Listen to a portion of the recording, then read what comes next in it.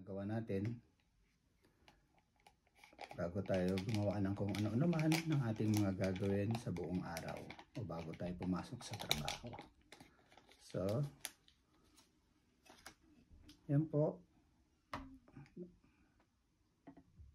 Tapos hanggang dito lang ang tubig. Tapos hahaluin na po natin hanggang sa ma-dissolve o matunaw yung dyan sa mga health conscious o kung gusto nyo maging healthy, wala pong mawawala. Tapos pag natapos na po, so na lang natin dito sandali, yan, tapos inumin nyo na po, yan, barley.